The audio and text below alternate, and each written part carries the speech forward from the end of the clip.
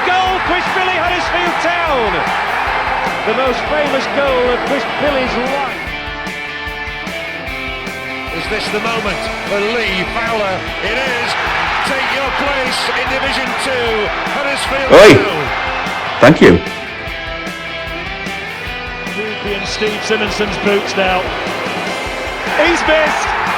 Steve Simonson clears the frame of the goal and collapses in a heap of tears. Huddersfield Town are promoted. Mustafa Schindler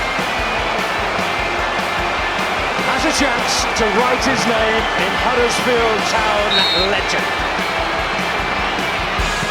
And he takes that chance!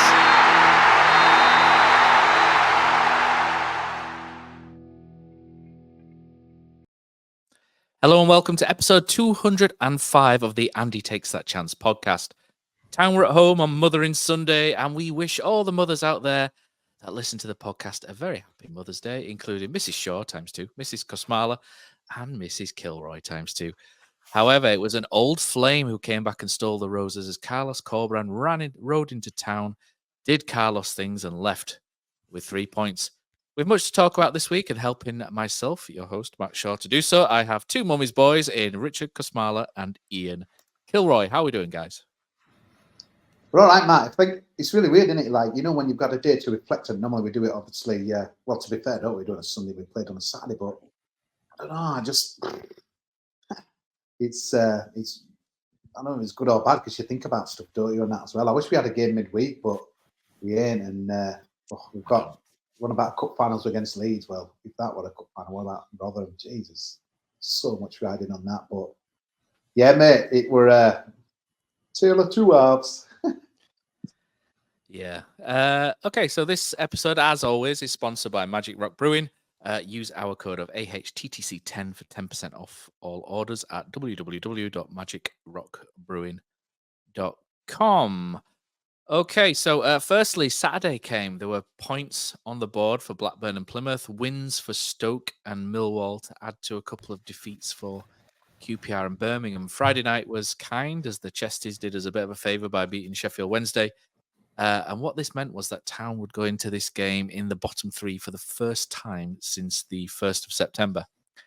Results elsewhere are pretty alarming a lot of the time, aren't they? For most of us now, and it's got that feel, doesn't it, Kosi, of 2012, 2013 again, where us, Barnsley and Peterborough were the three most likely to go down on the last day, despite the last few months of the season being in the top 6 of the form table in the Championship. It's just got crazy Championship written all over it again, doesn't it? I thought you were going to go back even further, Matt, wasn't it, to the old Brummy and Curtis Woodhouse 2000. Still hurts. Yeah, to be fair, I'd take a scenario like that on the last day now, even though obviously it all went against us. I think our younger viewers will be Googling to see what happened. But yeah, it's unbelievable, isn't it, mate? The only thing is you can't just rely on results going for you every week all the time and that as well.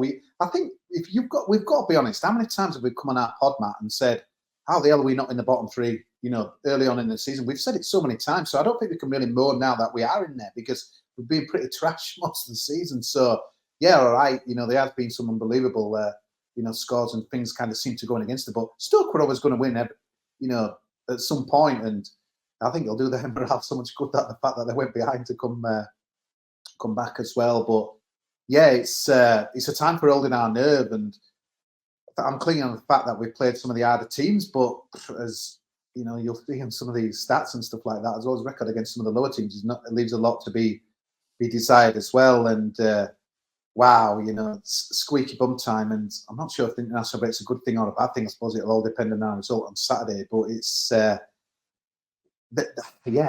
was like a funeral-esque kind of vibe where I was in the stand yesterday as the goals were going in. It was really strange. It was just kind of saying before we recorded, Matt, it felt like the Sheffield Wednesday, what we'd done to them, West Brom had done to us. Obviously, Sheffield weren't more as dominant as us in that game, but obviously with like 4 goals in 30 minutes and they'll turn the game on their head, and all of a sudden you're thinking, what the hell? I didn't think we were playing that well, and all of a sudden, you know, here we are, we're absolutely stuffing them and that as well. And West Brom, obviously, it's similar. They were horrendous first half. I did say, and I think anyone may have the brain did know, surely they couldn't be as bad as that again.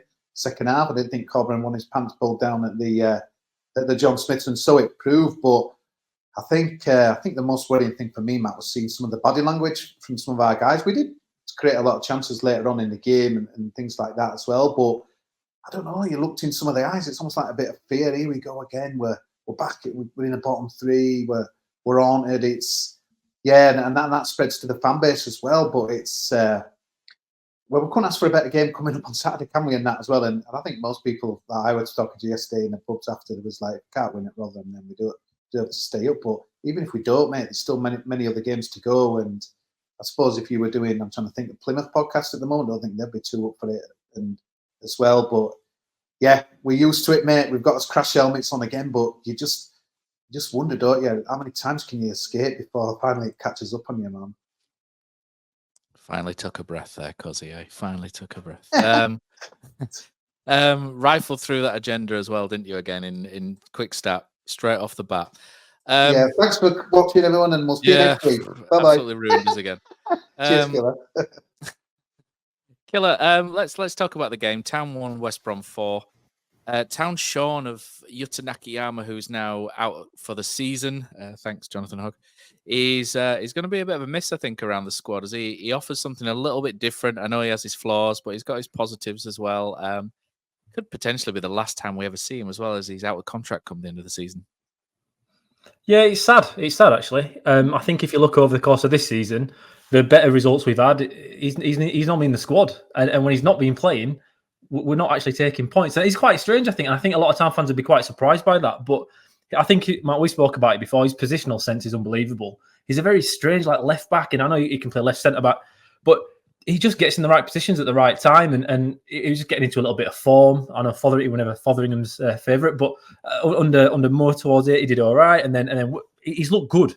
And like you say, I don't think we will see him again. I think that's probably it for his Town career. But he's just a shame, because I think he's worked his way back into the team. He had a bit of a learning curve to Championship football, as we're seeing that Bojan Radulovic might also need to go through to get to the ability that Nakayama's suddenly ended up with. But it's just a shame, especially from Johnny Ogg taking him out in a challenge that wasn't necessary as well. It's just a sad end to his career at Town, really, if that is all we see of him. It's very unlucky, isn't it? He's got 20-odd caps for Japan, and he's played 33 times over 2 seasons for us, which, isn't even a full season's worth of football, is it? It's a shame. He got the massive Achilles injury, didn't he, last year, just as he's starting to look good. I think he'd scored the goal against Millwall, hadn't he, which was a cross, let's be honest. That just dropped it at the far post. Brom, Matt, that last earlier in summer, when it's Stoke in Sun, when he absolutely... Yeah, scored with a header, didn't he, back post. Yeah, it's a shame, isn't it? We've not really seen the best of him, I don't think, for Huddersfield Town. We've seen flashes, haven't we, where you think, yeah, this is a player here. I think he played, I can't remember who it was, but he played left wing back one game, and he pretty much pulled all the strings from left wing back. He was the only player on the pitch who can pass a ball short 5-6 yards, and it's one of my bugbears, is this that I go on about every week in WhatsApp with you guys. But another one as well, maybe surprising, Alex Matos left out. I think people were maybe a little bit surprised that he didn't start against Leeds, and he came on, did a good job. Didn't start against Cardiff. Maybe he's getting his minutes managed. He's on loan from Chelsea, obviously, whereby you can't really overplay them, otherwise they won't send you any more players. That's just the way it is. And then he didn't start again. Man, go on, Cos. I want the media people to be asking Andre this on Thursday when we do a press conference, because again, you just don't know. But someone, I reckon they knew someone who knew something, said to me about 2 weeks ago that don't rate Matos was so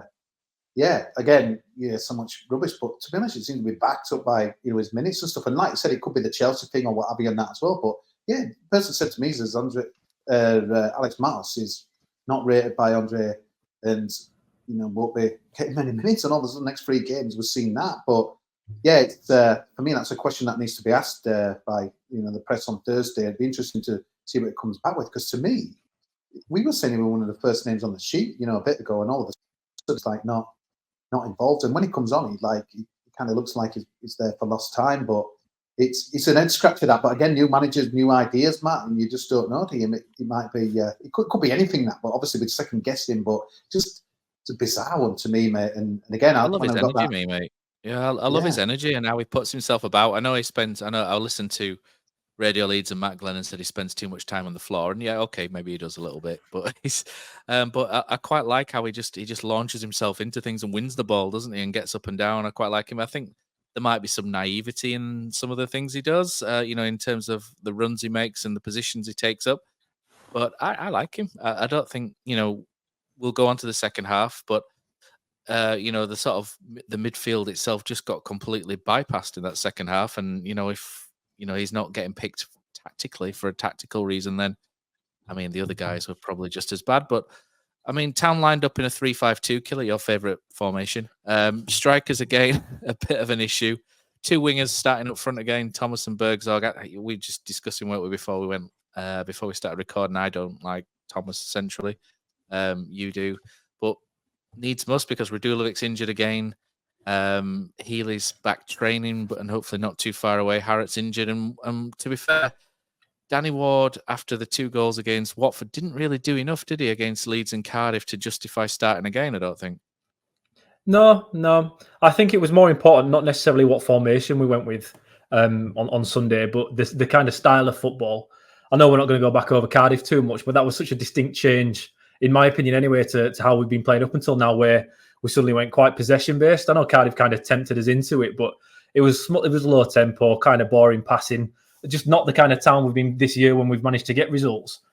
So to me, it was more important that we had that pace and that direct impetus again going forward. And to be fair, that's kind of what we had.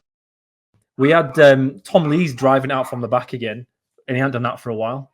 So yeah, we just more went with the high press again. The high press came back, the intensity came back off the ball. We're chopping the passing lanes, and that first half, as halves go, it's about as perfect as you could ask for, especially on the back of the performance that we had against Cardiff on Wednesday night. I think West Brom didn't even have a shot in that first half, which is kind of unbelievable, isn't it? Normally when Town are playing anybody, we're gifting shots away. Normally outside of range where they're not going to cause too many problems, but that's kind of what we're used to seeing. I thought the setup were right. It looked good. I do like Sorba Thomas in that central role, Matt. I know he's effective with his crossing and stuff, but I just feel he's that key for us, giving him the free role to be able to do what he wants. You don't like him as a 10. I'm not necessarily sure I'd have him as that either, but just to have the ability to cause problems across the defensive line for whoever we're facing. And when he switches from left to right, defenders won't like marking him because of his pace, because of his directness, because of the way he plays with such arrogance, that we've got to make the most of him. We aren't blessed with people that can create anything. He's kind of the only one we have. So we have to make the most of him. I quite like him up there. You're right, Danny Ward's been pretty meh after Watford.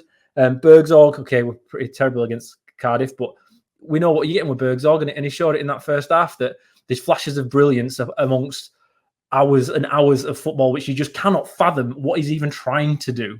He doesn't understand what he's going to do. We know that. So how can anyone else expect it?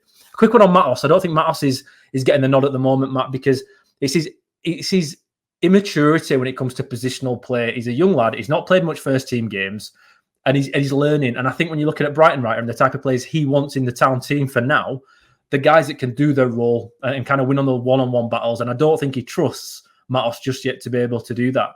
But seeing that starting lineup, I couldn't argue with it whatsoever. By the end of the game, I had a few arguments, but at the beginning, and by the time we got there to 45 minutes in, it was pretty much a perfect start. Yeah, and the man who gave us the perfect start, the doctor himself, it's a good bit of play from Tom Lees, this, isn't it? Tom Lees wins the ball quite high up, and it's a quick, direct pass into Bergzorg's feet, and he gets himself one-on-one with Darnell Furlong, and Darnell Furlong's a good fullback. And he just sort of leaves him for dead, doesn't he, with a quite simple roll, and then buries it under the goalkeeper. And let's be honest, the goalkeeper's probably going to be a bit unhappy with his effort, isn't he, on that one? I think we all would be. And that's it. Town, very solid first half, very, very well organised, very solid. Like you say, Killer, West Brom didn't have a single shot, an XG of 0.00 in that first half. And everything looked quite good. Town were, you have a quick look at the table. Town are up in 19th, and you sat there thinking, do you know what? And you're tempting fate a little bit, aren't you? Because you're thinking, if we hang on here and then get a win at Rotherham next week, that's 44 points, and we're almost home and hosed. And then, Carlos, the magician, we've seen him do this before, haven't we? And I mean, if you're listening to this, Lee Morris, I'd turn off now. I know how much you hate Carlos Corberán, but I think you have to kind of give him some praise, unfortunately, because he made some changes, didn't he? Have time? He tweaked their position off the ball, and all of a sudden they're starting to find a lot of space behind Hogg and Kasumu, and they absolutely ruined us in that area. You know, they were very clinical with the passing. We are so wasteful with our short passing under no pressure. It drives me effing insane, honestly. How many simple passes we give away under absolutely no pressure. It drives me wild, honestly. And we've done it for years. It's nothing new. We've done it for years. And the first goal they score in the second half, it comes from West Brom starting higher up and pushing higher up, you know, off the ball. Lee's kind of, I don't know if it's an interception of sorts, but he kind of gives it away a little bit. And it's an early ball back out wide, isn't it? To, I think it's Vyman, isn't it, who gets it on the right-hand side. And when Sky have paused it, when the ball's played, he's offside, isn't he, by a foot, by a boot. And to be honest with you, no linesman in the country is going to be able to spot that in real time. I mean, for us, it looked a mile offside, a mile from up in the stand. And when you watch it back, you go, oh, crap, that's a lot closer than what it actually looked in the stand. I can't sit here and blame the linesman for that killer to sort of and sort of like. The thing is, Matt, though, you can argue that there's a foul. You can argue that there's a foul on Radoni in the first place when they actually when they get the ball back, West Brom. I thought that was a foul on Radoni. And the second part of it, Matt, I don't think you can give the offside for the first pass, but I don't understand how a guy can't be interfering when he dummies the ball. And now, from the moment the guy dummies the ball on the pass through to the striker who pulls it back, then he would have been offside. And I don't know what the rule is at the moment. Is it you have to, until you touch the ball, you're not? But then if you're standing in front of the goalkeeper and you take a shot, that's counted as interfering and wouldn't stand. Because you're in the line of sight of the goalkeeper, yeah. It's just to me, it just doesn't make sense. I don't understand how a guy can clearly dummy the ball. All the town players stop at that point, which they shouldn't have done, and they're at fault for that, absolutely.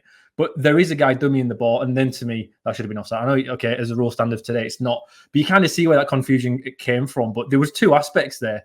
It was offside, regardless of whether we should have seen it or not, Matt. And the first one, to me, is a clear foul on Radoni in the build-up. I don't think it'd have mattered to how the game had gone from there on. I thought Carlos's adjustments were superb. You said, Matt, there for the first goal, for our goal, that Pearson tackled the first one and then Lee's bit in for a second tackle and it sent Bergzorg away. And he did. It was fantastic. But in that second half, that's what Carlos saw. He knew our centre-backs were quick to bite in the middle and he made the most of it. But still, for their first goal, to me, it shouldn't have stood for both of those reasons, even though I understand why the linesman's not going to give it. You know what? Wyman were crap and that whole game, and that's the only thing he did well. I thought he did a good little number with his cross as well because he had obviously loads of space and time and he steamed in, but he kind of made Tom Lee's, he kind of just waited, jinked back and, you know, put it in for the goal and that as well. But yeah, you know what, Killer? I know it's the old cliche when you're at the bottom, you just don't get them decisions. But don't he? It was a proper foul with that, mate. It was absolutely brutally. Just watch that back. It was a foul, yeah. It was a foul. Absolutely was a foul, yeah. Yeah. But the thing is, and this is, I think, it's little things like that, isn't it, where like players feel aggrieved, should have been offside. It was a foul there. You know, we didn't cut it out. You know, and it's like we've been so dominant, and all of a sudden within 5 minutes, and the fan base is thinking the same. It's like shit, and it takes big balls really to kind of like. That's what started the rot, Kosi. That started the rot that moment because you're right. The town players, you could see them thinking, why is this happening? This shouldn't stand.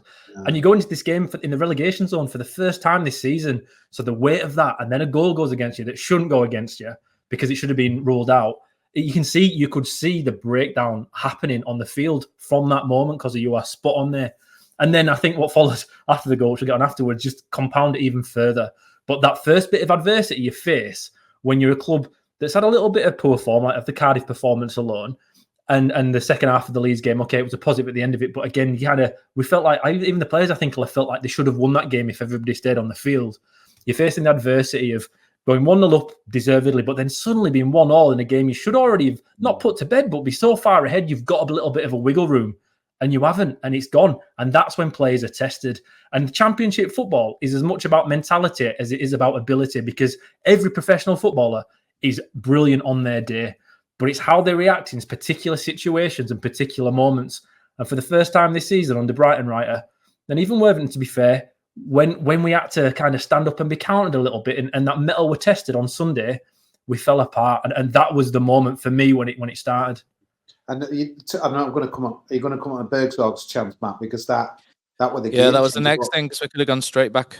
At the other end, we forced an error, and Bergzog's should have scored. I've watched it back. I mean, the goalkeeper makes a good save, but he should have gone around him, and he could have gone around him centrally, and that's the disappointing thing. I mean, Bergzog's got a little bit of stick online, hasn't he? I like him. I think he's a great character. I've got a lot of time for Delano Bergzog. I certainly wouldn't be the first person if I don't give stick to the players anyway, but he certainly wouldn't be the first one I would pick anyway.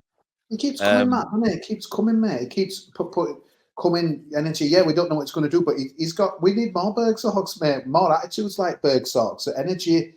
He looks like he enjoys being at the football club and that as well. I got mentioned on the pod when I was walking up to that B team game when you have to kind of cut through the thing, and he just like high-fived me, like, all right, brother. Like, I don't even know who he is. It's like, mate, this is a guy, but you know what? I wasn't convinced that, because people will say to me, last night, if Bergzog scored that, we'd have won. I am convinced, because to me, I thought we lost control by that. Then the arm wrestle were going against us. So I know goals change games, but I just not quite sure, like everyone else was, that it reverted back to that.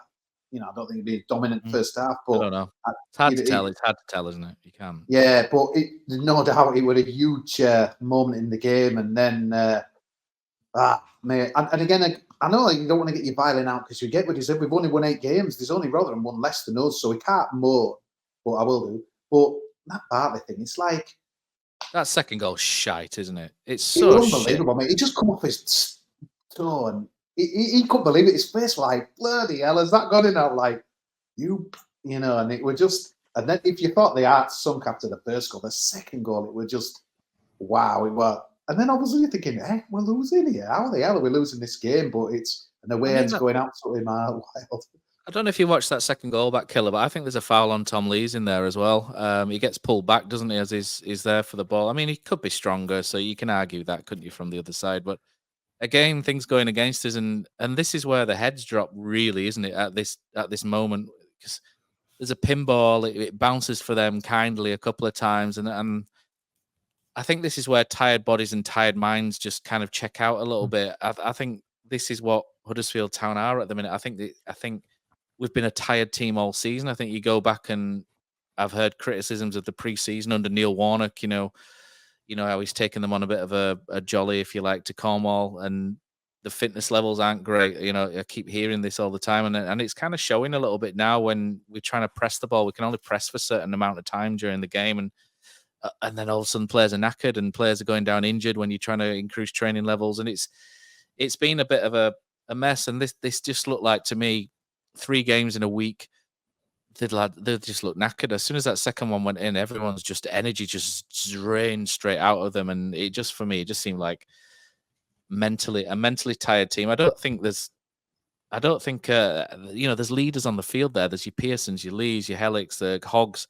I don't think for a minute they all just, to coin a phrase, I don't think any of them bottled it or anything silly like that. I think it was just mentally they just went, and everyone just took a drop. It's hard when every game you've played all season feels like a cup final, and it has, like, we're just throwing bodies at everything because we aren't technically proficient enough to dominate games by playing football. We have to outwork teams, and it's all right saying, we'll work harder than everybody else. But then what happens is, as every professional club is very fit, if you're putting 100% in and the other team are playing like 80% for most of the game, and you're trying to win games, by the end of it, you do start dropping off. And the longer the season goes on, the less amount of time in a game you can actually press with that intensity, unless you have the depth. And I just felt like it just got really panicky, Matt, especially after the Bergzog missing. He should have gone around the keeper. It's not easy to go around the keeper there, but it's about as easy as it gets, because he's having to guess, he's having to gamble quick, the keeper, thinking Bergzog's going to put it away. It should have been a very straightforward finishing, you 2-1 up. Sorba Thomas has another meltdown after Bergzog misses that. And then all of a sudden, we're panicking at the other end of the field. And to me, Matt, it looked like a bit of a foul, but then Lees is backing in as well. But it's just simple things we got wrong on that corner that really annoys the shit out of me. But Killer shouldn't have been in a corner, because Lees should have cleared it into the bloody stand. Exactly. It's sloppy though, Kosi. That's the thing. It just mentally sloppy. That's how it gets. What are they doing? Boot into the stand. It's just so panicky, right? So first off, we don't have anyone on the back post, which annoys me, because if we have somebody in the back post, then we don't concede. But that's exactly what happens. West Brom's entire corner technique is rush the goalkeeper with as many players as possible, having 2 on the edge, So if it comes back out, they can recycle it quickly. We only had Kasumu on that. We were slacking defending. They had 2 on the edge. We had 1 in Kasumu, and that's where the goal came from. They could recycle it back in because we didn't adjust, and I don't know why we didn't adjust. It's not hard. We kind of go man for man, but we had 3 men in the box not marking at the corner. We have We've 3 done that men quite a more lot than recently. We've conceded quite a few from second phases of set piece recently, which is quite unlike us, to be honest. It's just strange. It's lazy. It is lazy. It's lazy defending, Matt. And that's what happens, I think, after a tough season when you're fighting for your life, game in, game out, knowing you're up against it and it's so hard. You know you've got to be on it for 90 minutes that eventually when things start going against you, like we're facing now because we've slipped into that bottom 3, these things become really difficult things to stay at the entire time. That the corner goal actually frustrated me more than everything else.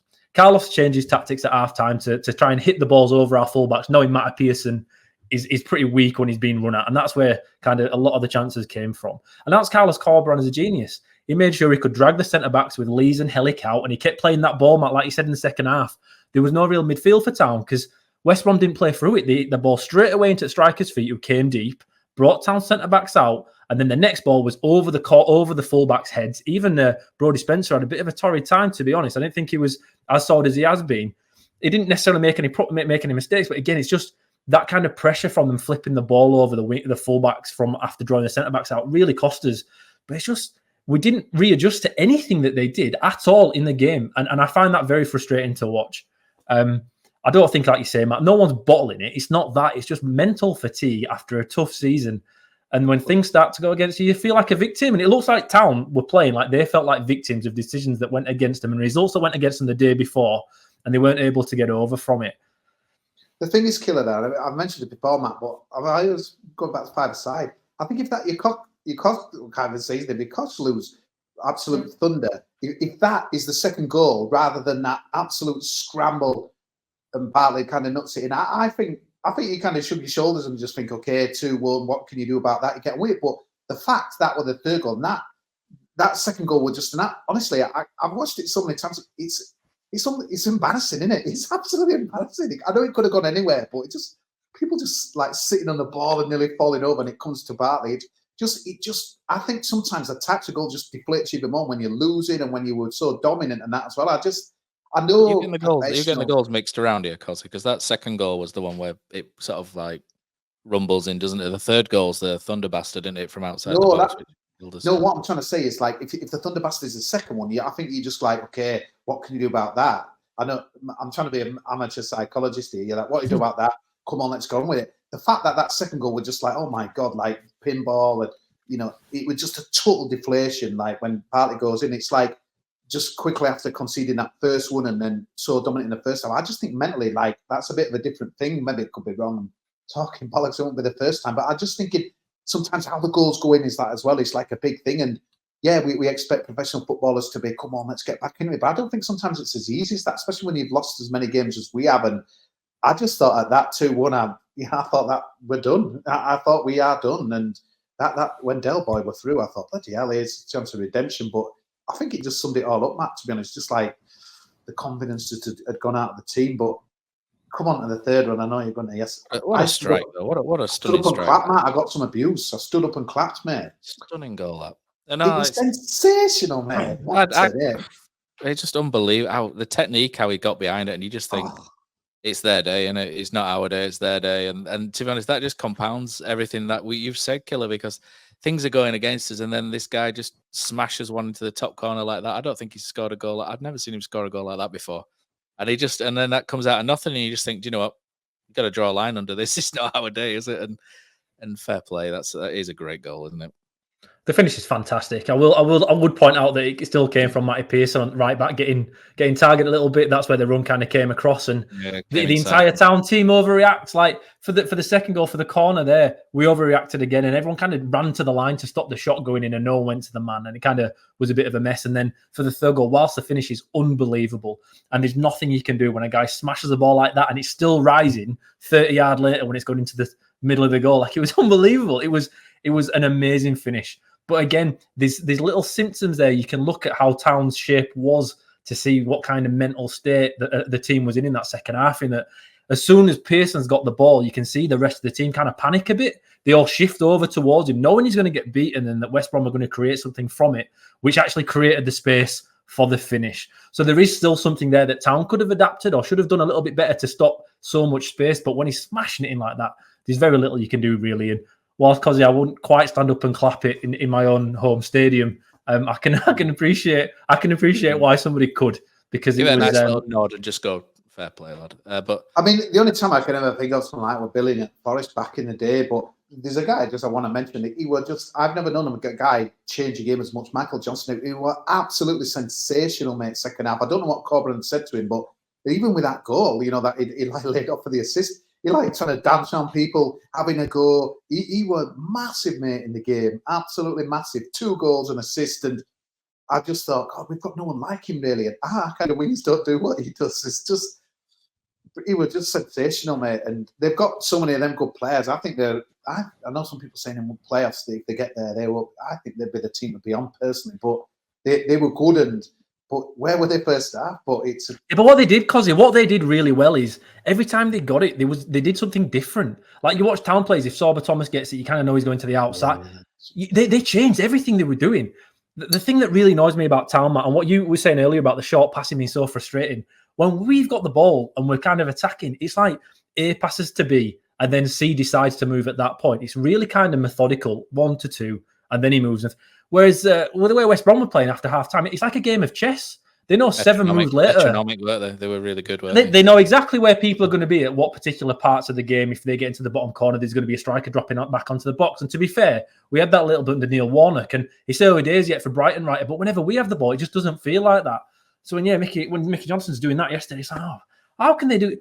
He's going inside and outside. Pearson, honestly, he'll be dreaming about. He'll be having a nightmare about him for weeks after Sunday. It was a wonderful performance putting in that second half. Unfortunately for us, because realistically, nearly his performance alone when West Brom those the 3 points.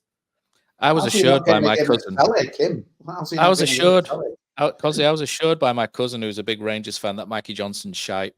So I don't know what you can put in that. And Chris, the West Brom fan, who I speak to a little bit in our Championship chat group, told me that he only plays well in the first half and he's useless in the second half. So so that completely spun everything round on his head there, didn't he? But I mean, Matty Pearson in recent weeks has completely pocketed Jack Clark and, to a point, Crescencio, Somerville, 2 of the best, the 2 best left wingers in the league. I mean, it just, to me, he was one of the symptomatic of the fitness issues for me. Matty Pearson, he looked absolutely shattered second half. Even then, Town 4-1, and I think if you pull a goal or 2 back, it just lifts the crowd a little bit. But unfortunately, Jack Redoni and Danny Ward should score, shouldn't they? They both have chances to score, to pull something back. And I mean, Jack Redoni in front of goal this week's not had the greatest time, has he? I mean, he's not had the greatest time since he joined us in front of goal a lot of the time. But I mean, one of them should do better there, shouldn't they? And that just gives you a little lift, doesn't it? And I know you lose the game, but you finish on a slight high of scoring and the crowd cheer, and you can kind of go off and not trudge off feeling sorry for yourself. You can go off with, it just gives you a little something just to cling on to for the next game. But I mean, it's disappointing, Killer, isn't it? They should really do a bit better there. I don't really know what you else want to them say. to score. You want a bit of fun. Yeah, well, you just want to. You're not going to win the game at that point, but you just want your strikers to at least bag, just to get a little bit of confidence, a little bit of form. But to be fair, everything else went against us in that game. What more could we have expected in that second half? It was. It's just a shame for Redoni because he did everything right, didn't he? He's taken the ball down. Yeah. He's gone across the defender. He's made it easy for himself. And then the easiest part of it, which was actually just to pop it in the back of the goal, eat straight at goalkeeper. It's just, it's really worrying that this kind of shift in luck and confidence is happening at this point of the season, because it's not a good. It's a recipe for disaster. And you'd expect at least one of them to go in. You'd expect to score at that point. It doesn't really matter in the grand scheme of things. Although, to be fair, having lost 4-1 on Sunday, it feels like we actually got a -1 point for the game because it's put us that far behind everyone else in the race for avoiding relegation now, because our goal difference beforehand wasn't too. We were -15, -16 before. Which sounds awful, but I think now you're looking at 4 or 5 goals behind, so you need an extra point now. Whereas just going into it on Sunday, you didn't. It's we're damaging. it was really damaging. That performance is really damaging because that's -3, isn't it? The goals there. You're Yeah, right. we were quite close with QPR before. I think there was a goal between us and QPR, and now all of a sudden we're looking at the table and we are on -19 and QPR are -14, and that's 5 goals. That's the point. That's a point, isn't it? What Wednesday, Birmingham, Sheffield Wednesday -25, so they're 6 worse than us. So Still that's not why that they're bad, is second it, bottom. after Well, I their mean, we start? joint Yeah, technically Jesus. we joint second bottom Mm. is where we are at the minute, and I've got no idea how we've ended up there. We're still 14th in the form table despite losing Yeah. the last 2 games. It's mad, isn't it? The thing that Absolutely scares mad. me, Matt, is just like we've only won 8. I know the draws, blah blah blah, but we've only won 8 games. There's only rather than one less. The facts speak for themselves. And I think the thing with this game is that I did that Yorkshire Rivals thing on Thursday, and I said we'd lose 1-0. I thought Corcoran would have all the answers. I thought it was a Corcoran game. I thought it was going to be tight, and they'll sneak something. But I think I'm thinking, hang on a minute, mate. You said we'd lose on Thursday. We've lost again. So what's the big deal? But the big deal is just how it happened, mate. That is the thing. How we folded. How it's the goal difference, the body language, the tiredness. And when I'm watching that, that's the first time, genuinely the first time this season where I've gone, shit, we could drop here. But we've got Rotherham away. I don't think we will. I genuinely don't think we will. Got Rotherham away. Yeah, I know, but I don't think we will. Mate. But that's the first time I've watched a Huddersfield Town team this season. I watched Huddersfield Town last season, and quite a lot I just thought, shit, this lot are going down. Whereas this season, that second half's the first time I thought, oh crap, it could happen. Not saying it would, but I just thought, oh, it could happen. Look at this. And yeah, man, we were doing that Leeds pod last. It feels like that was about 5 weeks ago. That game, it's incredible. We were sat here, weren't we, last Sunday? Like, wow, what a point! I remember walking away. It's only 8 days ago. Yeah, 8 days. 8 days. Well, 9 days now, but 8 days. We walked away from that thinking that's a great point. Is that? Yeah. And we're looking up, and 2 games later, we turned in a shite performance against Cardiff, where we should have drawn, and then we deserve to get beat by West Brom. There's absolutely no 2 ways about that. You can't sit here, and then claim anything else. We did deserve to get beat. We got absolutely car-lost in that second half, unfortunately. Do you think Andre could have done out different or not? Or would it just one of those games you can't really do much, like a thunder bastard and a bit of luck from Bartley and the offside? I mean, Carlos Corbrand's been there a lot longer than what Andrew Brighton-Wright has been here 2 minutes, hasn't he? He still has to have Kevin Russell on the bench because he doesn't know the players yet. But I mean, Carlos Corbrand's got a squad there that he's been there longer. He knows them more. He's got more quality. He's got a lot more available to him than Brighton-Wright others. And again, he's having to twist. I mean, I don't know what he could have done other than I think we missed Balka. To be honest, I think the pace of Balka would have made a big difference in that game. I think we'd have played a back 4, to be honest, if Balka had been available. I think and when he came on, you could see immediately when he came on. I mean, at 2-1, we switched to 4-4-2 anyway, didn't we? And it was that which really sort of, because we went chasing the game, which is fine, and we need to get points. But it was that sort of changing system really left a lot of holes as well, where we just got absolutely roughshod through, didn't we? And it happens. Unfortunately, they had better players than us, and they played well. It's going to happen, unfortunately. The goal difference is a nightmare.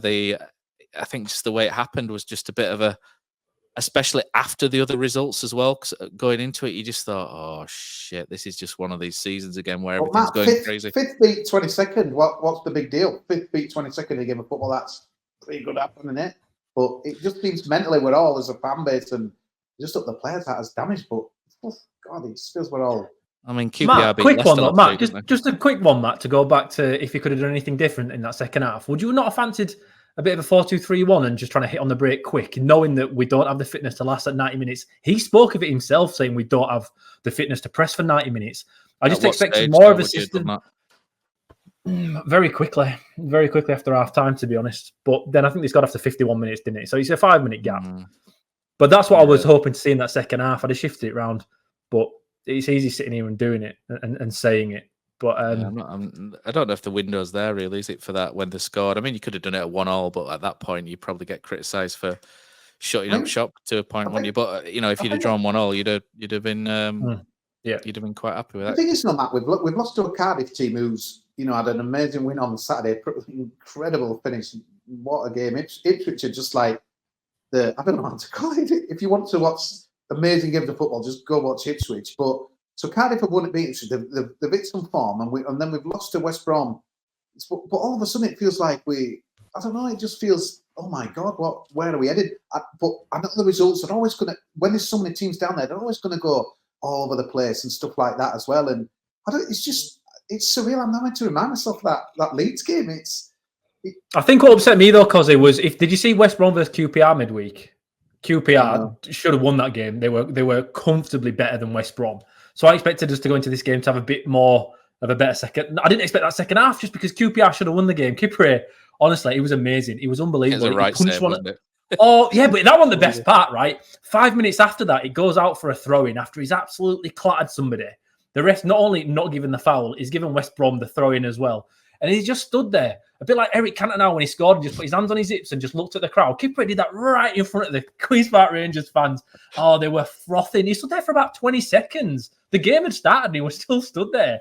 It was unbelievable. But I think that upset me more, seeing how QPR were about as close to us as they can get. And if you're looking at the betting odds, I think QPR and us now are more or less joint kind of third favourites for the drop. That's kind of who we're competing with. And they gave West Brom a bit of a battering. Even though at the end of 2-2, they were so good. And only by the grace of Kipre's hand did they not win that game. I know it doesn't work like that, but you know what I mean. But it's just, I expected us to be a bit closer to them in that second half than what we were. So that really kind of, that's another thing, Matt, well, like you say, where you're thinking, oh shit, we are in trouble here. The stadium was a sad sight, wasn't it? I was sad with the stadium. It might have been that Coventry game last year when Joker has absolutely destroyed us. And by the end, 80 minutes, how many were in? 5,000, 6,000. The skies were grey, lead, and the rain were pouring. It just was sad, wasn't it? I mean, I don't blame anyone for going home and Mother's Day and what have you, but it just, wow, the mood compared to the Leeds game. I was just watching that kind of, I keep going to Access All Areas, whatever that thing when they review it, and last week, and the vibrancy there every time we had a corner, like Thomas and Rudoni, like come on, and Utubia, and everyone was smiling, and the energy was just totally contrast. You couldn't have got a bigger contrast. And I kept telling myself on the way home, getting absolutely soaked, walking back to Vulcan where Rotherham's coming. But oh my God, surely we can't bugger that up. No. No, I mean, Town fans probably against Leeds were great, weren't they? And the previous home game for Brighton Writer as well were really good, but everything just went really flat, didn't it, for that game? Even in the first half when we were winning, it was a little bit flat. I don't know if it was just the early kick. Sometimes early kickoffs just have that weird effect, don't they, on the crowd? But I think the Town fans really need to push it as much as they can, don't they, in these remaining 9 games, because it does make a difference. You know, you hear all the time that from players and from managers, you know, it does make a difference if you make a noise. So hopefully we can be a bit more positive. I remember, I think it was like 20 minutes into the game, Brodie Spencer misplaced a 5-yard pass, and there's like loads of groaning and, you know, shouting at him, and it's just like, he needs to be a bit. I know it's frustrating, but it just needs to be a bit more positive until there's something real to whinge about. I mean, whinge when we're 4-1 down, but not when a 19-year-old tries to pass, you know, through 3 players to set someone up on goal and fails to do so. That's not the time to kick off and lose your shit, is it? But let's take a quick break there, and then we'll come back and talk about the Cardiff game. Let's listen to me and Kosi shilling McDonald's. Why not? Yeah, exactly, Kosi. Me and you selling out for the almighty pound, aren't we? Absolutely. Yeah, we've lost this VPN. Oh, that's Burger King, isn't it? So there we go. We just technically cheaper than Burger King as well, cheaper for than free. VPNs, and I know. NordVPN. Do you know, I've got NordVPN, and I tried to use it the other day, and it just wouldn't work. So, you know, they're not sponsored anymore. So I can call them a bunch of shithouses. So there we go. Yeah. So let's move things on. So we've got a good 10-15 minutes left on this fine podcast. So I mean, Brady and Tom on the warm up for the game did discuss the game briefly. So that we don't really need to go into that too much, because the boys did a job for us. Did a job, didn't they? I mean, for this one, I think Cardiff really just found our kryptonite. To be honest, you sit deep against us, and we have got absolutely no idea what to do because we can't pass a football. We must be the worst team in the Championship for passing a football. Have I told you it drives me mad? I think I have told you it drives me mad. But, you know, and we just... we just had no idea what to do, did we? And that was the thing. I mean, me and you, Killer, sort of disagreed slightly. You thought they'd changed the style a little bit, whereas I just thought Cardiff had just dropped off, and we just didn't know what to do because there was no space to use the pace, and nowhere to move into, and we just and they closed the passing lanes off, and we just had absolutely no idea. But having said that, Cardiff scored, and then Danny Ward should have equalised at the end, and I think Andre Brighton-Wright was right. We were the better side in the second half. Cardiff allowed us to be the better side in the second half because they could keep us at arm's length. But this is where we struggle for me, is when teams sit off. Hull at home really struggled. West Brom, when they got on top, really struggled. Couldn't really create much. Cardiff, I mean, they've created a bit of a blueprint in how to play against us, and that's a slight and let us have the ball, and we won't hurt you. Whereas if you attack us and push forward, then we'll hurt you with the gaps, So that I think that was a bit of a crap week, really, isn't it, in terms of this, because Cardiff have exposed us a little bit in some of our weaknesses, and then West Brom have exploited other ones in the second half. But saying that, we sat here, I think, before the Leeds game, Kosi and guys, we sort of said 3 points from this week is what we need to keep going, and we've ended up with 1, and it's not great, really, is it, at this stage of the season? But, we've got Rotherham on the horizon. We have to win that game. That's always been a must-win. Win that game, we're probably back out of the bottom 3 and we can start panicking less. But, I mean, that Cardiff game, Killer, it was just so frustrating, wasn't it, in just watching it? When a team lets you play and you can't, it's just so frustrating, isn't it? It's literally like a box, like the boxer with a little guy with his hand on your head and you're swinging away, aren't you, and you can't connect. It was just one of those games. I don't know why every team doesn't play that way against us. If we've had this problem for about 2 years since Carlos has left. If you when you play in town, if you just say, right, here you go, boys, you have the ball, try and beat us. Against Cardiff, I think we have 53% possession, right? Which doesn't sound very much, but for us, that's gigantic.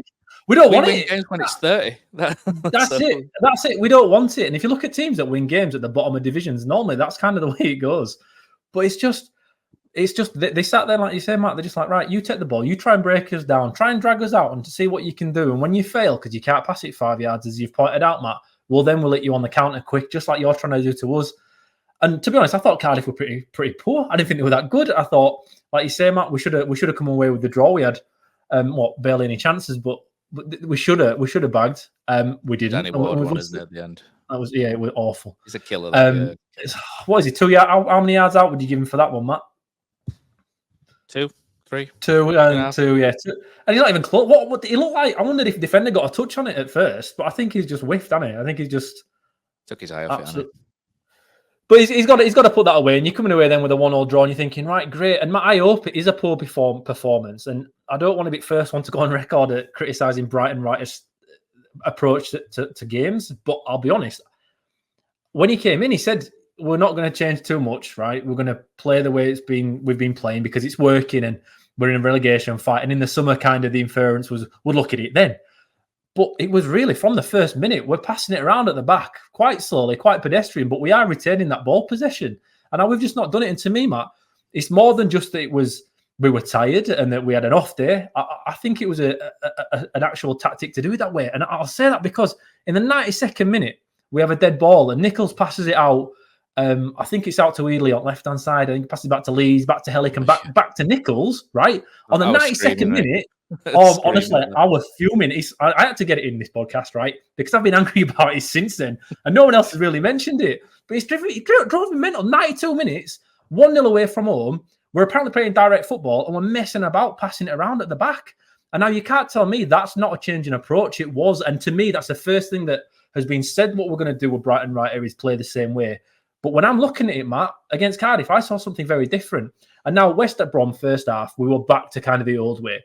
And if that's it, and then that's kind of the only time we're going to see it this season, fine, I get it. You're learning. And maybe thinking about it now, it's a short week. You've just played Leeds. You've played with 10 men for half the game. You are tired and you're trying to keep possession a little bit so you don't have to press all game, knowing you've got West Brom as well on Sunday. And I kind of think that will have come into it a little bit. But just, it really frustrated me. And I don't want to get carried away with it. But then when you see what happens in second half at West Brom game, you had it all together. I'm worried. And yeah, we have got Rotherham coming up this weekend, and that could be a godsend because they are so poor. But it's only a godsend if you go and win, because if you don't, then you're facing a whole world of trouble after what we've just seen in the last 2 games and what could come on Saturday. It's a huge week for Town this week. And it's a huge week for Brighton, Writer, because the direction of this club, I honestly believe, will depend a lot on how this weekend goes based on what I've seen in the last 2 games. Shitting yourself, Cos. The only thing I'd say, mate, I just hope Ryan Wintel's all right after that horrendous assault by Jaheim What a Headley. whopper. Embarrassing. What an absolute whopper. He should have been. He should have had a second yellow him, and then he got the winner against Ipswich at the weekend. Football. The only thing I've got to add on this, people Matt, don't get good things. The only thing I've got to add on this, Matt, I was sat in the Bernabeu at the same time as this game watching Real Madrid, and their fans were abusing their own players. After 25 minutes, they were whistling. They whistled at half time. They got the Yankees out. It's incredible, mate. And I'm just thinking, I don't know how to say in Spanish, like, you should come and watch Huddersfield Town because, like, and I couldn't get a signal or nothing, like, so it was just one of those awful moments where you just, like, press over to stop the end and woo-wee. So I didn't have a clue what was going on, but I just think, God, how people just, like, I know it's expectations levels and stuff, but I just thought, you don't know you're bloody born, you guys, and that as well. You're getting a bit mad because they're having a bit of possession like German's team, but no, I mean, the Ward miss was a funny one. I mean, I don't think he expected it to come to him and that as well, But you know what, Matt? I thought, again, I don't know. I know we played well against Leeds, but the big thing for me was always that, how much did that take out of us? And it was always a chance we could lose that game. There was so many times I was speaking to that, thought we were going to get some out of the game, and I just thought, no guarantees whatsoever. This and Sunday's game, and we haven't. And, we needed something. But this is the thing. And the one thing I don't like, Matt, I know you always say it, and everyone's saying, but in the next 3 games, we need this, and we need that, we need that. We shouldn't be putting, we're saying it's just, each game, man, we don't, we need 4 out of this or 6 out of that or 8 out of that. It's just like, no. You having a power cut there, Matt? Your light went down. No, I didn't see that. It was like disco inferno, but yeah, obviously last year against Cardiff, that Sunday dinner time, a bit of a special day, when it? A couple of thousand Tamils. There weren't many down on Wednesday night, but honestly, them people that go to them games are just honestly massive. The club should do something, shouldn't they? I think for the people like that, just. I don't know. Well, that all of the week, give him some biscuits or something for an away. Did you see that? Yeah, they give them send them packs and do all sorts. They do all sorts of Hull, which is really good. Yeah. They do free travel. They do biscuits. The ticket prices, I think, for upcoming game are about £10. They do a lot of good things. Hull. They're doing a lot of good things, and the fans are absolutely on side with their owner at the minute. So more power to them. Had a crap few years, didn't they? Right, so what is next on our agenda, Mr. Kosmala? Kevin's video diary. Interesting. I watched it once. I've only listened to it once. So I haven't really digested it fully. There wasn't really a lot, really. I think there were 2 things. One thing I liked in it a lot, and I think one thing I probably didn't like that much. I mean, forget about Leeds United. Just concentrate on ourselves. I know they're the most insufferable fan base going, but just put it in the, just park it, move forward, concentrate on Huddersfield Town. I'm sure they will do. But I quite like how feisty and determined Kevin Nagle is to get things right, because you kind of contrast it to 12 months ago, and there was all the talk about self-sustainability and and all this, and you only need £6 million wage bills to get promoted and all that sort of stuff, which turned out not to be the most true. But I quite like now how he's absolutely living it, isn't he? He's living the Huddersfield Town thing, and I do like how sort of passionate he is about it. I mean, sometimes it's spilled over maybe incorrectly the odd time here and there, with a few things with the Darren Moore thing and what have you. But I quite like generally what. And I didn't really find anything too controversial either with what they said this time. It was just fine. It was a fine video diary. I mean, probably want to talk about the other lot less. I'm sure they will do going forward. It was the first time they'd spoke since that game, so that's fine. I mean, I just quite enjoy how, he's so determined to get it right. He's coming over, so it's another all hands on deck, boots on the ground job, and he's flying back over. I'm sure there's some more culinary delights of West Yorkshire that he could visit, Mary D's or something, Merry England, all these places could wait. Kosi will happily take him to Huddersfield market for a full English, won't you, Kosi, as well? There's all sorts that you'd like to do. But what did you make of it then, Killer? I'll let you go first. I think with these things, it's just you got to be careful, aren't you? I think if you're winning, you could say more or less anything, and nobody really cares. They're just jumping on board. Yeah, nice one, Kev. And when you lose, they're going to look into it and try and find things to pick out. I do think there was something said though that actually is important. When Darren Moore was here through those wonderful games we all sat through week in and week out and loved every minute of it, didn't we? Because we loved it. But he always said he's our man, he's our man, he's our man. And there was a slight change of tone eventually towards the end, saying, "Oh, we'll see," kind of thing. Yeah. And now when it and to be honest, to me, Matt, he mentioned about we brought in the Firepire in January, and they kept saying Cartwright's done a great job. But to me, it just felt like a little bit, just a tiny little bit, and I might be off the mark here. But when you're saying that the January Firepower is not kind of working, which is basically what he said, and then you're talking about Cartwright, who's supposedly the guy that's kind of brought them in, having what was said about Moore before and how that kind of went. I don't know if there's not a warning there, but just something to keep an eye on, maybe. But to me, just this. Do you know what I do like about Kev though in these little video diaries is when he actually talks about the games, he gets it. He understands how Town are playing. He doesn't miss very much. He knows we collapsed in that second half, and he's talking about it. And when people spoke about, they kind of called him out saying Alex Mattos should start. I didn't take that from it. I thought that was a bit of not out of context. It's just a guy saying, I don't know why he's not starting. I'd start him. It wasn't that I'm going to tell him that he has to start. It was more in his opinion, because it just sounds like Dave and Kevin just having a bit of a chat like kind of we are on here. And I really enjoy it. I do enjoy that kind of insight to the club. But the lead stuff, yeah, that's I'm sure Cos is going to go on to that a little bit more. But I just feel it's a bit, I don't know, a bit cheap. Is it cheap? Is that a bit too? That might be a bit harsh. But like you say, Matt, it's the first time they've done one since the Leeds game. And to be fair, he took absolute pelters. They got him proper rattled. And their Leeds fans. Yeah, well, I'm all for it. I can't be wind them up. Nah, well, that's the thing. But I get it. I understand it. And to be fair, if I was at home, I'd be taking cheap shots all the time. So I can't sit here and say I don't understand why he's doing it. I told you the same thing. So I can't be critical on that. But he also apologised for Town's performance on Sunday. I don't think he should. Why does he have to apologise? He has spent money in January. He's done everything he said he's going to do up until this point. I don't think there's much that's been missed when he said I'm going to do this, and he's done it. The stadium's not been sorted out yet, but these things take time. When it comes to like the financial outlay of what we got in January, I don't think any of us kind of expected even what we did get. So I understand he doesn't really need to apologise for how the playing squad performed on Sunday. But to me, I like it. I'm all for him. Keep him going. I don't after every game. At least it's not when we win. I think that upset me at the beginning. They kind of own it every time we won. That business, if they did their own podcast, no one would listen to us. They wouldn't need to. I mean, yeah, that's fair enough. I was going to make a point then, but I've forgotten what it is. So, Kosi, I'll just go to you, pal. Yeah, I saw a little bit differently to you, Killer, with the Cartwright thing, because he said he delivered and the rest. So you were really blowing smoke up him and that as well. To me, he was trying to force. And he knows Cartwright under pressure because you see he's getting tweeted at every day. But I just felt he did the same thing with Moore, Kosi. I think he did the same thing with the Moore. Like when he was being questioned by the media, you're like, "Nah, he's our man. He's our man. He's the guy. It's going to take a bit of time." Then all of a sudden it switched. And I heard Cartwright mentioned in one of these video diaries before, and I might be wrong. If I am, please correct me. But it was just a strange one to suddenly pick up, especially when you consider Bojan Radulovic was so bad against Cardiff. He was awful when he was absolutely awful. To me, it was honestly. No, it was like Juskovic bad for when he came on, when he were on loan, and Town fans booed him off after 30 minutes, and he never played for us again.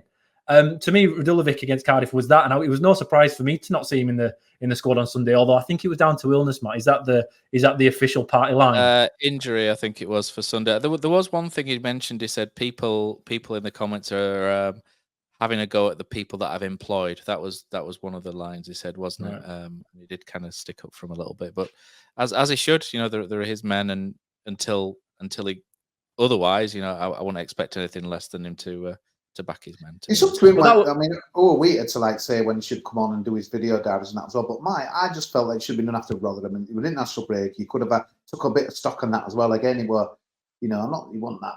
Moore's got to win this next game to go. But we've got to win next week and blah blah. I just felt. Well, I suppose that's a good thing about Kevin. Maybe bad thing he does stuff on impulse and stuff, don't we all? And it just doesn't hide. Doesn't hide. Does it? That's the thing. Like when they come out and do it, but. yeah, obviously the Leeds thing, you've covered that, Matt. But it's you just don't know what's going to happen next year, and that's up. But like you said, Killer, this steely determination, and I like the stuff we were saying. You know, we've learned from mistakes, and we've learned on the job, and we'll get it right, and we're so much in a better place. But again, we're in bottom three, aren't we? Just like this sounds also promising, in my opinion. And obviously, it's just talk at the moment. But if we can just stay up, I honestly think we've got a bright future. But it's a big if at the moment, mate. I think we need to stay up to see it. Maybe even if we go down, I don't think Kevin Nagle will change tact. I don't. I'm quite happy with his running of the club at the minute. I mean, last summer we were hamstrung, weren't we, with the financial forecast, FFI, isn't it? Financial forecasting, whereby we weren't really allowed to spend any money, and they managed to get that changed for January. So and some of the choices we made this season. I mean, bringing Neil Warnock back in hindsight now doesn't look the most, but you couldn't say no, could you? Last year, you know, there's no one last summer was saying no to Neil Warnock, but now you're kind of looking at it going, maybe it wasn't the best idea. And Darren Moore thing again, that was, I mean, they lost again. I hate to say I told you so, Kosi, but I mean, that was just a disaster. And it's those decisions which is where we landed now. I think Andre Brighton Wright has picked up a difficult position, and there was a good start, but we've seen a quick revert to type, haven't we, with some players? There was one thing in the game which I didn't feel comfortable with, and that was when Jonathan Hogg came off and he had a massive argument, didn't he? I mean, it's just Hoggy being Hoggy, isn't it? I think he was blaming other people as usual, but I think he was just sort of saying I think it was along the lines of, or I thought it was along the lines of, oh, they're getting in here, there, and there. We need to do something about it. And I think Brighton Wright kind of nodded at that, but you know, if I hear it, there's just some body language, wasn't there, which was a little bit that we saw under Darren Moore rather than what we've seen since John Worthington, and I'm just hopefully it's tired. I think we'll stay up. I do. I'm quite a pessimistic Town fan. I know Kevin Nagle is super positive and he doesn't like pessimism and all that, does he? So he probably doesn't listen to us. But I mean, I'm quite positive about the future. I just really hope we stay up, because we'll go back so many steps, having to try get out of League One, dig out of League One again. It's such a shit stay up and putting Birmingham down. It could be happening, that, couldn't it? Let's dream. Oh, that'd be lovely, you know, with Curtis Shithouse or something. You know, that'll be the name of the episode, wouldn't it? But I mean, that'd be nice, wouldn't it, just to send Birmingham down after after Trevor Francis screwed us over. Well, that was it, wasn't it? He screwed us over with Peter Unlove. He recalled Peter Unlove to swap him for Curtis Woodhouse for Sheffield United, and then Curtis Woodhouse ended up relegating us. That's such poetic shithousery, that, isn't it? It's I just think, Matt, though, if you can win on Saturday and get above that dotted line again, we go into this national break, I think things will feel a bit better, mate. Hopefully get one or two players back fit, and but that's kind of hope and sense of Huddersfield Town. But I think we're all a bit battle-weary out here, just years of relegation, and it does look incredible when you look at back of our last 6-7 seasons. You just see that bizarre season of Catalyst. It's just, here we go again. But again, even Potter, let's out him. We're like, would it be the worst thing, League One and all this stuff? It's like, yeah, it bloody would, man. Because you look at something like you Burton away, and we don't want to be going there again, do we? Pizza Church. Can you imagine after sort of going toe to toe with Leeds over the last few years? Next year we have to play their bloody under-21s in the Pizza Trophy. That just so humiliating. Stuff like that's humiliating, isn't it? And you don't want to do that. And having to play Bradford, maybe.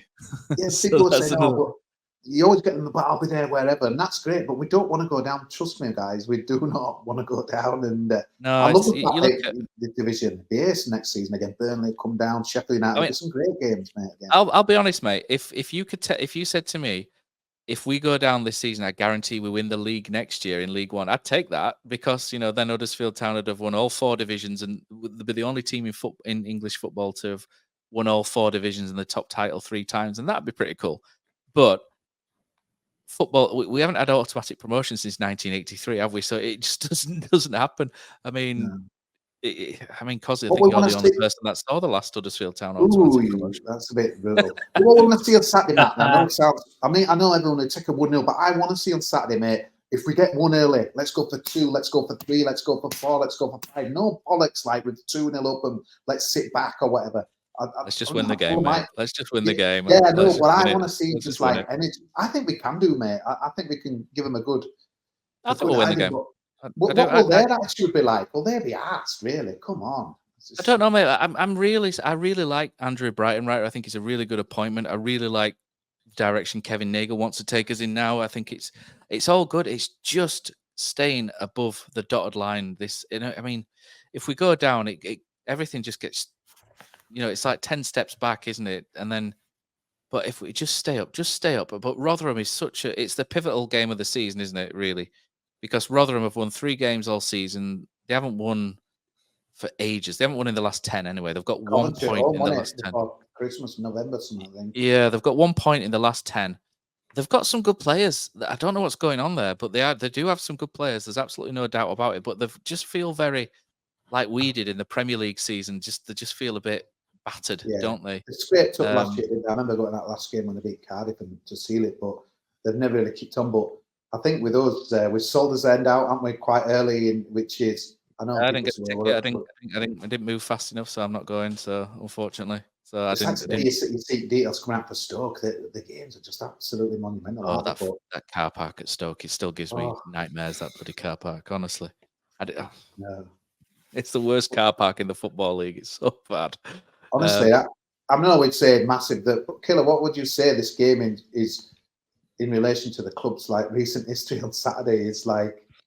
I know we're only, even if we lose it, we're probably only a point off getting out of it. But it's just everything that would signal if we don't win this game, even a jaw would feel a defeat, wouldn't it? It's absolutely. Yeah, I honestly, I think survival kind of rests on it a little bit. Not necessarily just the points. It's not that. It's a mental aspect of it afterwards, and the pressure you'll have with the form of everybody around us. People will pick up points again at the weekend, and we won't be just 3 points away from 19th or 16th or whatever it is.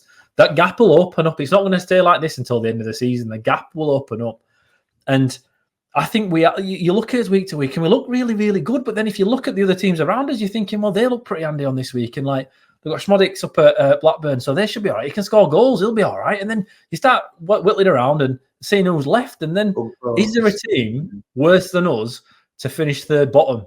That's the question. And now if we can't beat Rotherham at the weekend, I don't know if you deserve to stay up considering how bad they are. Yeah, they started well, but you have that. They didn't start well, but when you get promoted, obviously you've kind of got a bit of form, and you like Luton have done in the Premier League, and now they're dropping back down again. That kind of happens. Rotherham they're done. They're League One right at this point. You have to go there and get a result, and now that's a different pressure on Town as well, though, isn't it? When have we got into a game where we have to win it? That's what's happening this weekend. And mentally on Sunday we weren't there. We looked done. This week, Andre, how long's he been here? 3 weeks? Is it 3 weeks now? Then he's been in, or 4 weeks? He's got a job that I honestly think will dictate his kind of tenure at Town. I honestly think it's that big of a game. And I know you two think we're going to win it, but honestly, it's going to be tough because I don't think we can dictate play. I don't think we can do it. I really don't think this team. We shit out.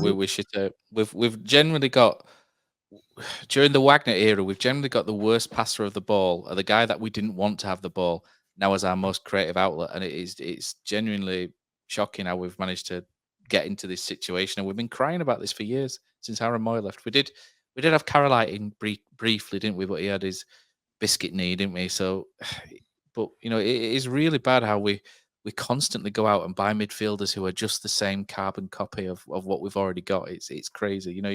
I like Alex Matos a lot, but is he dissimilar from Kasumu? Not really. Is he dissimilar from a young Jonathan Hogg? Not really. We've got 3 very similar sort of midfielders there. Go buy someone who can pass a bloody ball. It's just crazy, honestly, how it's been neglected for so long. It just boils my urine, shall we say. But, I mean, the last thing to mention, Kosi, is the Bradle Juice on International Women's Day. Did a great thread, didn't he, on the HTFC women's team. Well worth checking out. Check out Brady 0894. Call him a few names while you're there because he deserves it. But, the HTFC women's team, I think, is it only 50 grand a year that they need, isn't it, to sort of run a year? It's not a massive amount.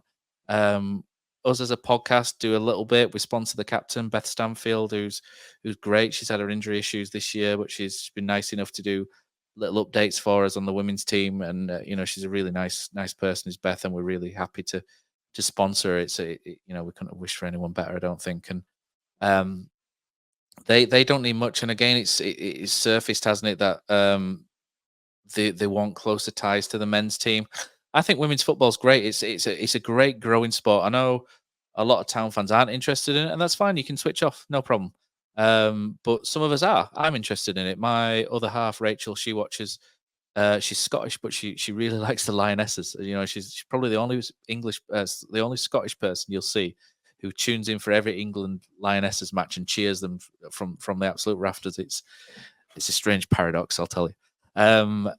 But she loves it. You know, my little boy likes it as well. He likes Lauren James. He likes watching her play. So it is a growing sport. Huddersfield there was a real window of opportunity, I thought, a couple of years ago, where Huddersfield I think they were the second highest ranked club in Yorkshire. They could have really moved on to strength to strength, and now they've got sort of Brighouse, Halifax, Bradford, Leeds, all at a similar level. So they've kind of regressed slightly, and they're really sort of struggling with the league position. That they're sort of points behind West Brom at the minute, and they could potentially go down to the third tier, which would be a real shame for a club that have done so well over the last few years. But they've lost players as well because they have to because some of them get paid in the league and all sorts. There's reason to bring them closer, isn't there, Killer? There's reason to do it, not just because it's seen as a good thing to do, but because it's genuinely that they are Huddersfield Town, aren't they? That this is the thing, that they're a Huddersfield Town team, and you want them to represent the club with as best they can, and you want them to have the facilities that they can, and things like that. And I really do hope that they do push closer together. And I thought Brady's bit was really good. So well done, Brady. You massive shithouse. I think we have to take a little bit away, don't we, for Brady? He's a great. I think it was interesting, Matt, because my friend's daughter plays for Sheffield United under 21s, and 2 days a week she mate, yeah. She trains. Good, isn't she? She's good, isn't she? Like Molly, yeah, and that as well. But it's like, she's at Huddersfield New College, and obviously she's like from Huddersfield area, playing in Sheffield, where also the girls from Sheffield and that. So it's interesting now. Like schools are supporting best Yorkshire team, then, mate. Sheffield United are the best Yorkshire. I think they're the best Yorkshire team at the minute, so they're very good. Yeah, and they're not in the WSL and that as well. And I kind of know the goalkeeper who's always on the bench and that as well. But I think it's quite interesting, Matt, because like when we go like Sheffield United, Shycliffe and that as well, they all wear the same training gear as the men's, and they kind of train in the same facility and stuff like that as well. But that's about it, really, Matt. It's just like they wear the same badge and sponsored by Autoglass, different sponsor to stuff. What I found interesting with the Kevin Nagle thing with the with the Huddersfield manager, it was almost like, it was really weird. It was almost like a fan was like saying about the women's team, but this was the manager. And it's like, I think Kevin was saying, the volunteers, aren't they, mate? They're not professionals, they're volunteers. So, but you'd think like it's an awkward one to kind of say, really, because like it just felt a bit weird this playing out on X, where I know it's Huddersfield Town women's, Huddersfield Town men's, but it's the kind of two totally different entities and that as well. It's almost like, look, we need more funding, and this was the person who's like in charge of it, and it's just like Kevin Nagle, which kind of a lot of people were saying, right, we need to get the men, we need to get everything right before we kind of look what we know. He's up for women's football. He's shown that in America and that as well, but it's almost like saying we've got to sort our house out before we can, kind of look elsewhere. That's fair. That's kind of fair enough, isn't it? I mean, I think what he intimated was, we'll give you some money, kind of, or what it came across as was, we hear you. We'll try and give you some more aid, if you like. But in terms of getting involved, he said something about mediocre clubs, which I thought I didn't know how to take that. Why have you bought Huddersfield Town if you don't like mediocre football clubs? It's almost like Emirates. It's almost like Emirates going on Chelsea. Website, and who's there? I don't know their owners now, but it's like Emirates saying, "Oh, we need more money," and then you're thinking, "Hey, hang on a minute, this is Huddersfield Town." Like, person here was like, "I hope like tweeting the owner," but obviously it's nothing to do with it. I know they have our badge, but it's like that's about as good as it gets to play in a different place, and so I don't know. It just doesn't. I can kind of see it from both sides. I don't feel like it's progressing much in that as well. The thing is, Huddersfield has such a synonymy with women's football, You got to. We have to. It's important to remember why women's football isn't as popular as it was in the 20s and 30s when the FA decided that they couldn't play in the same stadium that men played in, and that really hampered it. Because Huddersfield had a scene. Now Jim Chisholm, Matt, a good mate, who could talk to you all day long. He loves a bit of Atlanta. He loves that's where I'm going, Matt. That's where I'm going. And it was a football club based in Huddersfield. I played a few games like Sands House up at Crossland Moor, and they had an attendance in 1921. I think they played Bath Ladies in. I can't remember if it was an exhibition game. It must have been because I don't think they had Leeds back then. 15,500 people turned up at Leeds Road to watch it, and that was in 1921. And that's when, after that, they brought in the new rules where you couldn't play in the same stadiums. And I really do think there is a role for modern day football clubs to have a women's football club, because the state of their game is what it is because of what happened to them. They were doing really well, and it was taken away from them. Up until like the 80s as well, wasn't it? It was like late 80s when. It's really recent memory. Most of us, well, maybe I wasn't, but you two were definitely alive at that point. So, like, it's in living memory for most people, especially because. But it is that's where it is. He had hair back then as well. But it's just important, and Huddersfield is what you say, Matt. I think there were three. I think Jim will tell. Jim has written articles about this all over the place, I believe. And if anyone wants to research it a little bit, you can see. I think Huddersfield had 3 decent women's teams at one point, and it's something synonymous with Huddersfield. And now we're going into we're past our centenary year. We're at the stadium for 30 years next year. Then you've got thrice champions year this year, next year, and the year after. Americans love heritage, don't they? They're absolutely mad for it. They love the honor guard when you're in NFL and stuff like that. So to me, I thought it would appeal to them, considering the history that we have. And winning the money, like you say, Matt, is quite minuscule comparatively to the men's game. It wouldn't take very much, I don't think, to make a big difference to their fortunes. And Huddersfield's a big place. There's arguments for local businesses to help as well, isn't there? It shouldn't just fall on Kevin Nagle, should it? There's arguments to get local businesses involved. It's like I say, it's not a lot of money. Surely there must be things they can do. Could they? Is there a possibility where they can play games at the stadium before the town home games? I think years and years ago they had reserve games before the senior men's games. Is that a possibility? Would that get more eyes on watching women's football? Because I think once you've seen it once, you get more interested and you go see it again. I think there'll be things town could offer.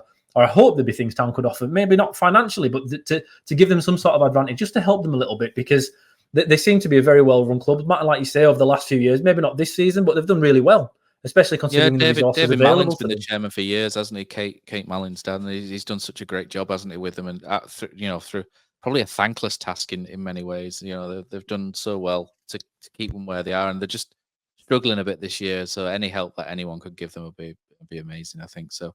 But it is great, isn't it, mate? And so hopefully they'll take a look at that. But like you say, it doesn't take much. In the stadium, the issue there really is the number of games. I think with Daniel Farker won't be very happy, would he, if Huddersfield women are playing there as well? But the point is the Giants play there as well, and I think the pitch after the West Brom game did look a little bit cut up. So I think the groundsman might sort of have something to say about that. But if they'd have built that. If you go back to the original plans of Canalside as well, it had that stand, didn't it? Don't go there, Matt. You're triggering it all here. I know. They had the stand and the fireworks. All the teams play the training grounds. They're good stadiums. Yeah, they could have played there.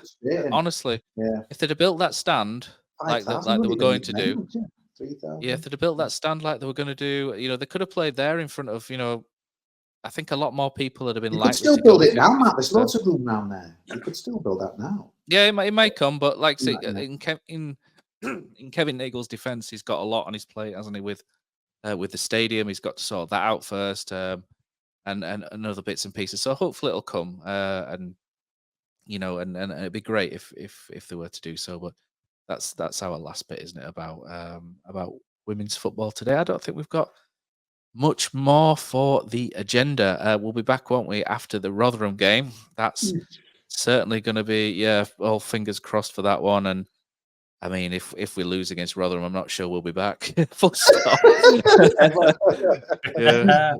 Broadcasting from the Samaritans. Yeah, it'd just be a Samaritans phone in. We'll just yeah. Also, shout out to the guy that I met on Leeds Road on on Sunday morning as well. Said he really liked the podcast, which was really nice. It's always nice to get feedback when it's nice. That was good. I had Charlie on my shoulders, hood up, out of the rain, and my missus was shouting at me from behind, and I couldn't hear her. And he was very nicely said, she's trying to contact you over there. And then he said, oh, it's my favourite podcast. Listen to it every Monday. And then we've let him down by recording this on Monday night and ready for Tuesday morning. So I've already shithoused him. But there we go. That's it for us this week. Thanks, Killer. Thanks, Kosi Bear. And fingers crossed for this week. It's a huge game. Tune in for Bradle Juice and the Bradshaw for the preview show. And hopefully we'll be back next week celebrating Town out of the bottom three.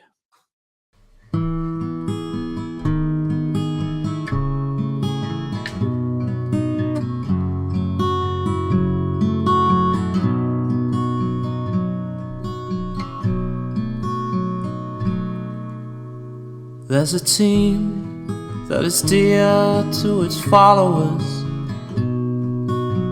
The colours are bright blue and white. They're a team of renown, and they're the pride of the town. And the game of football is their delight. And all the while upon the field of play, thousands loudly cheer them on the way. Often you can hear them say, who can beat the town today? And then the bells will ring so merrily, and every goal shall be a memory. So town, play up and bring that cup back to Huddersfield. So town, play up and bring the cup back to Huddersfield.